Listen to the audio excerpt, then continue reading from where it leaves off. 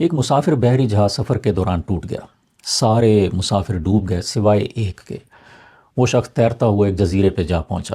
اس جزیرے پہ وہ اکیلا تھا۔ اب اس کی خواہش تھی کہ یہاں پہ ایک مدد پہنچے اور کوئی شپ آئے اور اسے یہاں سے نکال کے لے جائے۔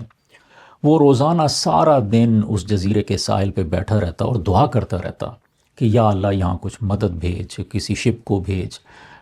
جب چند دن گزر گئے اور کوئی مدد نہیں آئی تو پھر اس نے سوچا کہ اب یہی حال ہے کہ یہیں پر کچھ رہنے کا بندوبست کیا جائے۔ تو اس نے لکڑیاں اکٹھی کیں اور گھاس پھوس اکٹھا کیا اور اپنے لیے ایک جھونپڑا بنا لیا۔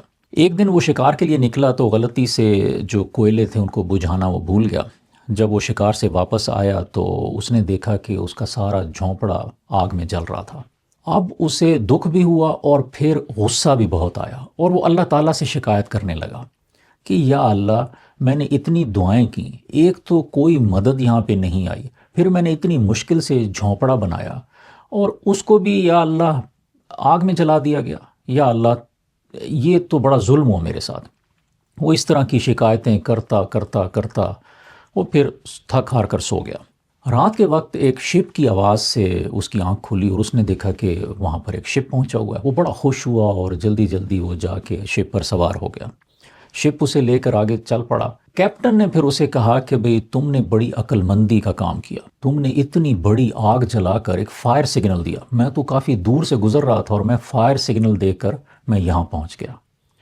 اس وقت پھر اس شخص کو اللہ تعالیٰ کی حکمت، مصلحت، دانائی اور اللہ تعالیٰ کے کام کرنے کے طریقوں کا احساس ہوا۔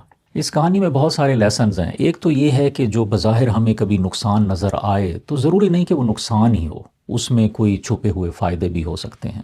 اور دوسری جو بڑی بات یہ ہے کہ اللہ تعالیٰ نے یہ جو عالم اسباب بنایا ہے، اس میں دعا اور تدبیر دونوں مل کر ہی ہماری تقدیر بناتے ہیں۔ اس میں کوئی شک نہیں کہ دعا میں بڑی طاقت ہے اور دعا بڑی بڑی مشکلوں کو آسان کر دیتی ہے، لیکن اللہ تعالیٰ نے اس دنیا کا جو نظام ترتیب دیا ہے اس میں دعا اور تدبیر یہ دونوں لازم و ملزوم ہیں۔ ہم رسول کریم صلی اللہ علیہ وآلہ وسلم کی زندگی میں دیکھیں، ان سے زیادہ بہتر دعا کرنے والا کون تھا، اور انہوں نے دعا کی بھی ہر معاملے میں، لیکن ساتھ ہی انہیں کتنی مشقتیں بھی اٹھانا پڑیں، کتنی لڑائیاں بھی لڑنی پڑیں، کتنی اور محنتیں بھی کرنا پڑیں۔ اسی لیے اس دنیا میں اگر ہمیں کسی شے کے حصول کی خواہش ہو یا کسی کام کی تکمیل کا ارادہ ہو تو ہمارا کام یہ ہے کہ ہم دعا بھی کریں اور دوا بھی کریں، پوری تدبیر بھی کریں اور پوری کوشش بھی کریں، اور نتائج صرف اللہ پر ہی رکھیں، کیونکہ وہی جانتا ہے کہ ہمارے لیے کیا بہتر ہے اور کیا بہتر نہیں ہے۔